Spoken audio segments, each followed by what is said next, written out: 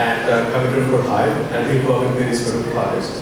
He's been working on Hive and Test, and please welcome Nathan to share his work.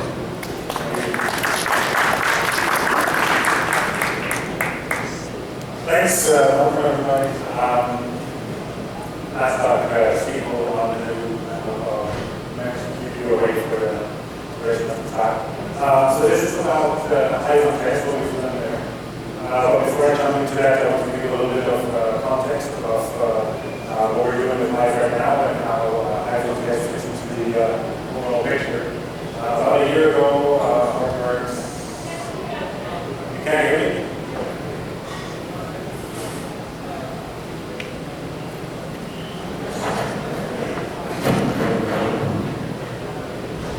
How's this? Can you hear me now? Okay. All right. So about a year ago, Hortonworks started this new initiative, which is a really big effort to deliver the next version of Hive, to improve Hive. We've taken 3 goals. First goal is speed. We wanted to enable Hive to be able to run interactive queries, queries in human time, queries that are fast enough so that analysts sitting at the keyboard or using a BI tool will get responses back in the time that they can wait for and that they can interactively refine their data to their mission. The second one was scale. Hive obviously is already working at large scale, and that's what it was designed for. We didn't want to take away from that, so we didn't want to change the words in Hive and say, hey, now we only use small interactive queries. We wanted to definitely make sure that Hive continues to deliver in that area as well. And then finally, SQL. We wanted to expand the set of SQL that we support, both for people who have more options when they do their work, as well as for better integration with tools who would expect a certain level of SQL compliance.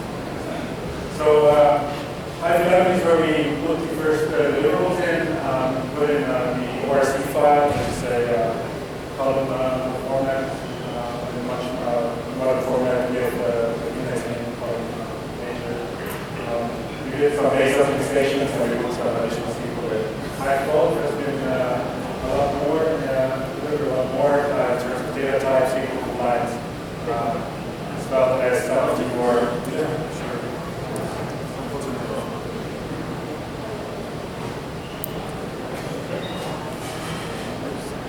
Test 1, 2. All right, that sounds better. Okay, and finally, coming soon, Hive on Test is going to be the first deliverable as Hive 13, which is coming out pretty soon. We're very excited about that. Also have more caching, cost-based optimization, and vectorization is going to hit the scene for the first time. So pretty excited about that release. So just real quick, before we jump into Test and the performance improvements. On the SQL side, Hive really has a pretty substantial set of SQL data types. You see on the left. What you see in green is already available. Orange is what Hive 12 has new, and blue are the roadmap features. I think all of them are actually going to be delivered in Hive 13. So new data types to help you integrating your tools, integrating your workloads, and new types of extended SQL support. There is SQL compliance security, typical grand dribble, managing access to objects in the database world. We have expanded join syntax, the old style joins are now available. We have subqueries in the where clause, we already supported subqueries in the front clause for a long time. And finally, interrupted delete or finally which should help maintain the data sets. On the performance side, the big items are what you see here listed in the feature section. Test integration is a big deal for us. Helped us a lot in bringing the latency down. Vectorized query execution, where you process batches of records instead of records one at a time, have given us a lot of latency, throughput improvements. I've done a lot of work in the query planner. We're going to go over that a little bit with Tez and what we've done there. The ORC file, type-aware format, columnar format, has given us a lot of speed up over what was available in Hive before. And Finally, beginning to see cost-based optimizations. Some initial stuff is already there. I'm going to talk about it. John Reorg is going to hit the scene in Hive 13. And going forward, I think that's going to be a key component in further improving Hive. All right, so Hive and Test, the basics. It's available it's going to be available in Hive 13. It's going to be against Test 0.2. Hive on Test 0.3 is available in the branch if you want to play with that. There's a lot of developments still going on in Test, and we're trying to keep up with it. Hive on MR works unchanged. For folks that already are using Hive on MapReduce, they continue to use that. There is no difference. Test obviously only available on the U2, requires yarn, requires Test. You turn it on just by a simple switch. You switch out the execution engine and say use Test please. The rest is pretty transparent as far as JDBC, CLI, SQL support and all that goes. There's no difference. Explain and reporting tools are going to show you that it's actually running on Test. There's a different plan and all of that. Deployment is pretty simple. Test is a client-side library, so once you put that on your client machine, you're almost good to go. All right, so the motivation for Test, unlike what the big guys told you, there is actually complex SQL too. In the data warehousing world, in the decision support world, you can have pretty monstrous queries. Actually, some of the features that we added in SQL support help you write these and make them look less monstrous. You can use the lift class, common table expressions to use to write your decision support queries. So if you use these things, you end up with pretty complicated things. So create in TPCS, for instance, it's 8 full table scans, large number of joins and aggregations all rolled into this. So we run this on MapReduce. What happens is that you end up with 29 different MapReduce jobs. And you spend a lot of time submitting a job, crunching through some data, turning around, submitting another job, and keep at that. So with Test, no more, you still have a lot of different stages in your plan because the query was pretty large, but everything is submitted at once. Everything hangs together. There's no artificial stops in the query processing.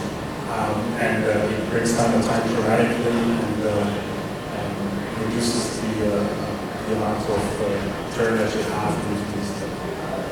So the biggest thing that Test has done is just to streamline the overall processing pipeline for each of the queries.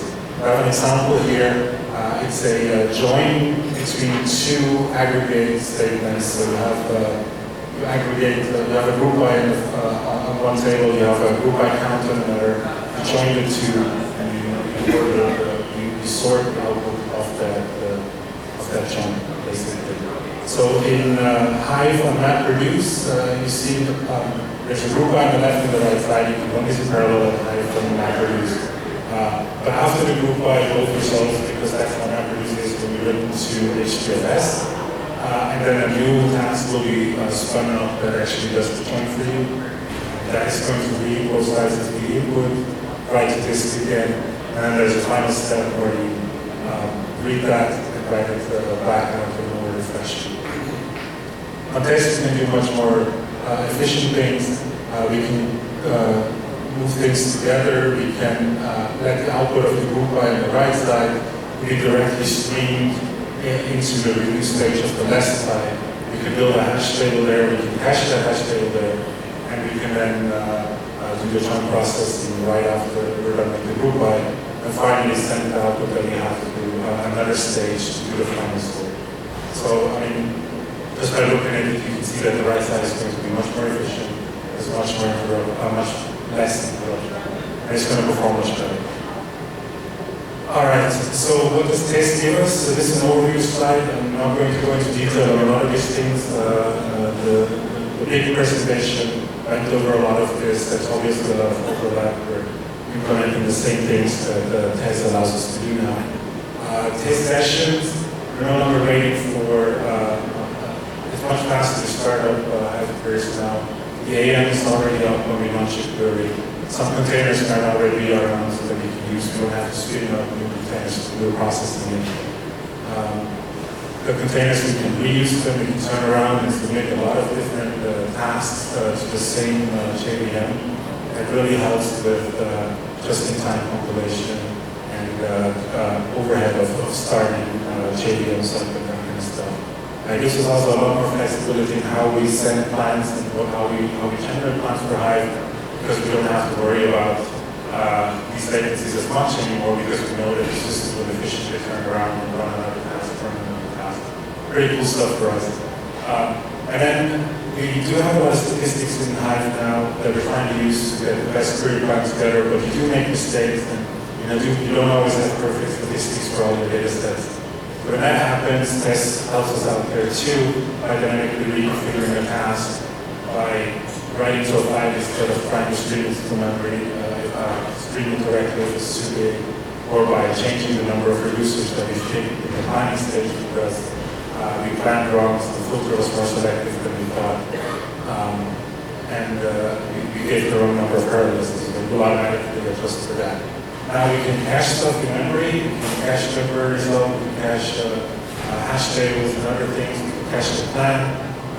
If there's multiple tasks that are going to be using the same plan, obviously that reduces a lot of overhead and makes us run a lot faster. And finally, and I think we talked today a lot about that stuff, there's a lot of data movement, different types of data movements that are now available. There's broadcast edge, custom edge, and shuffle edge, so we can really finely control how we move data around the cluster and how we do the processing. And I think Hive is just scratching the surface. I think there's so much more that this will allow us to do in terms of efficient query processing. That is something that's pretty new. We're currently working on that. That's not going to be available in Hive 13. Part of it is there, but we'll still start doing more than that. That's just to further bring down the time it takes to launch up a query. When we do launch a query in MapReduce, as was pointed out before, we need to get the locations of all the files and the splits and all of what we need to process. And currently that's done on the client in Hive for MapReduce, and then we wait until we have everything ready, and then we start sending out task requests, starting out things to process this stuff. Now with this, we're generating splits in the AM. With Org, we can do it in parallel, and as soon as splits start becoming ready, we can send them out and start the processing. It helps a lot to just get going on the cluster and processing the query. And when you do stuff like this, you can do simple additions, and you can keep track of how much you have processed, how much output you have. Someone is asking for a limit query, and you've already seen 10 records, so you might as well stop and return the result because it's not going to be changing. All right, so that's the slide. Before we dive into what the new things in the Hive planning are, I thought I'd bring up statistics and cost-based optimization for a number of reasons. TEST has given us much more flexibility in picking algorithms to do certain things. It has given us a lot more flexibility in how we move data around, and it has given us the opportunity to build truly gigantic DAGs and run them in one go. But what you need to do in order to make that work right is you need to have some sort of an idea at what stage in your query the data is going to look like.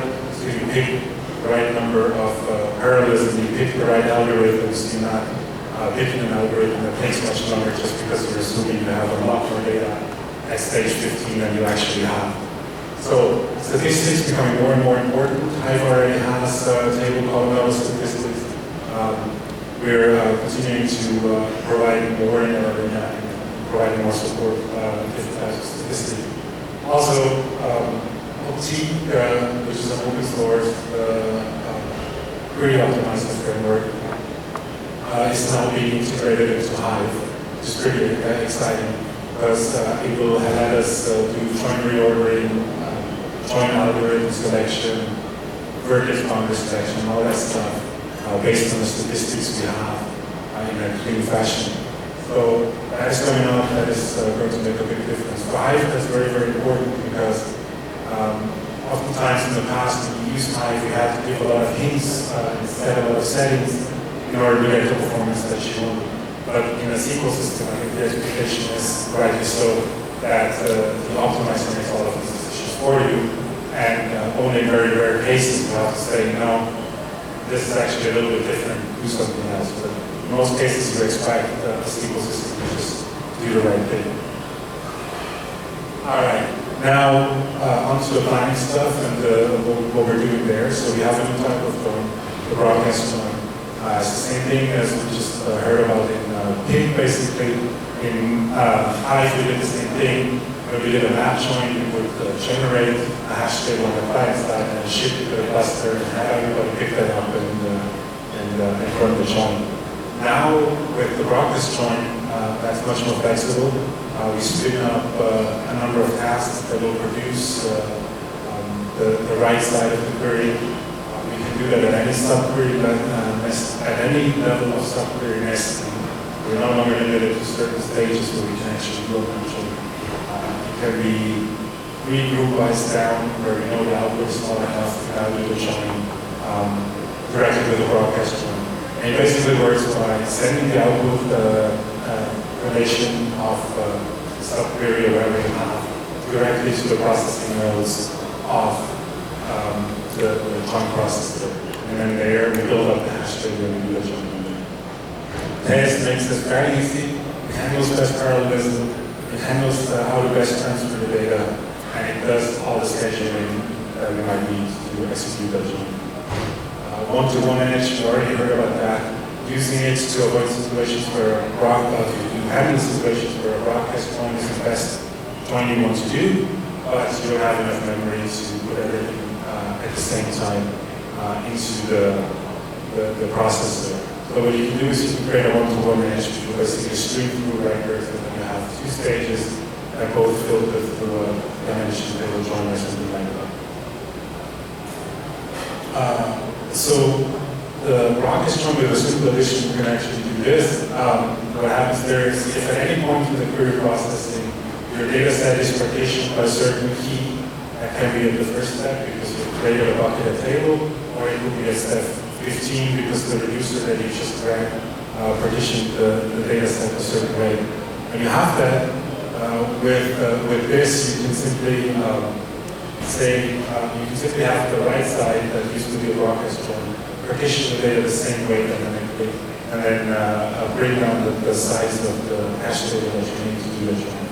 So it's another thing that's pretty easy to switch out with TES, but also supported with TES. Something we were never able to do in MapReduce before. And that just keeps going. It's basically a similar story for a lot of different operators. Shuffle, join, and grouping. Historically, for Hive, when we build our MapReduce job, we would use sort or the shuffle phase for a lot of operators, including grouping and joins. And it was just always do the sorting. That's how we implemented the operator. With TES, we have much more flexibility to say, no, I don't need this data set sorted. This data set is kind of small. I'm just going to keep it in a hash table, or I'm going to do something else with it. And it really decouples the join implementation from how you move the data and from how the data is partitioned. And that flexibility is really powerful and gives us a whole new set of things you can run and a whole new dimension of how you can address queries and bring on the performance. Again, statistics are pretty key to all of this because you have to be able to choose the right implementation back there. All right, so MapReduce again, there's some bottlenecks that used to be there. Basically, the last stage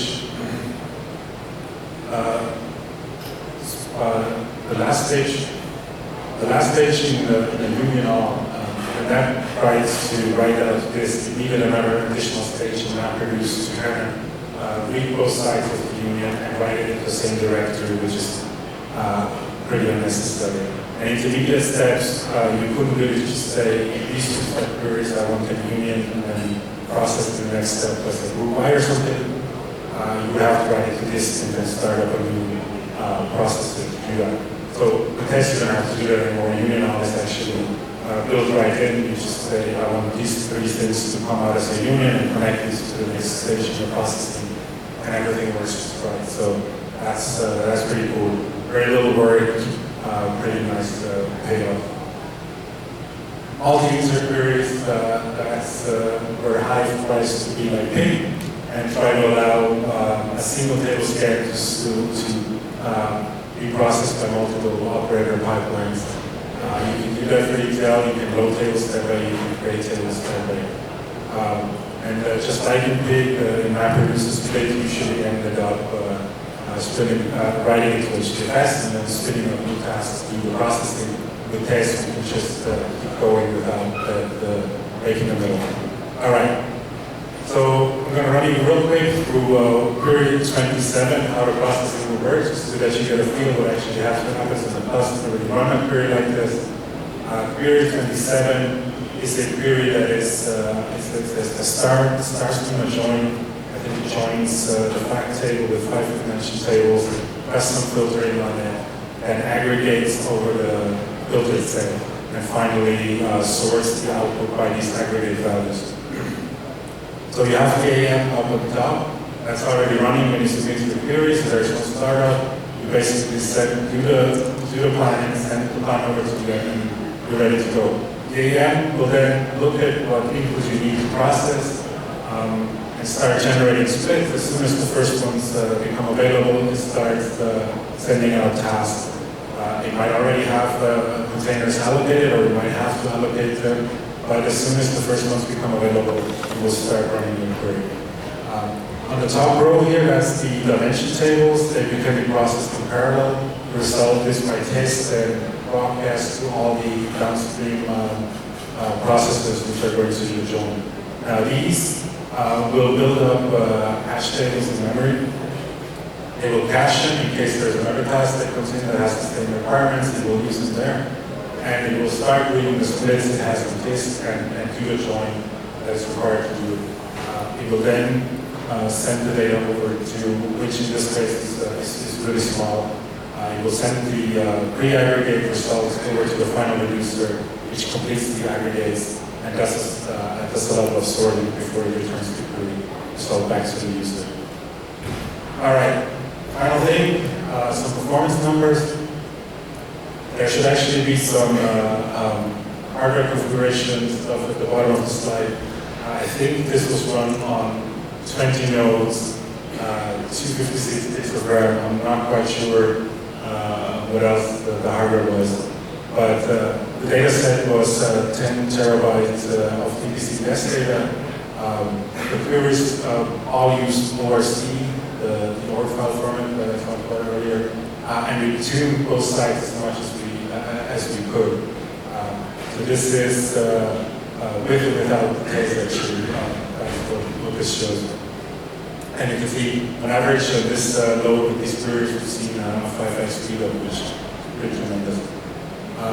We've then run another test. I think this is actually run on fewer nodes. This is run on 50 nodes or something like this.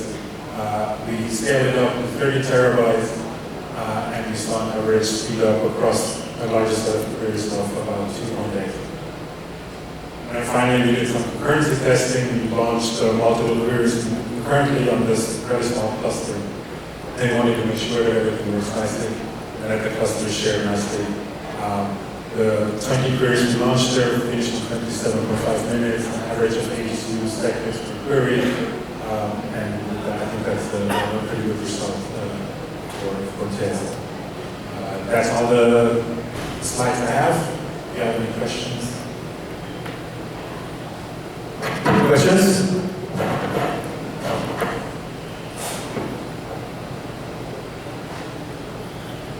Okay.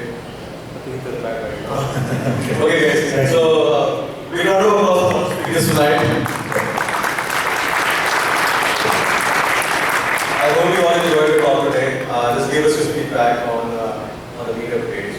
And until we meet again next time, next month, 19th of March. Enjoy Hadoop and good night.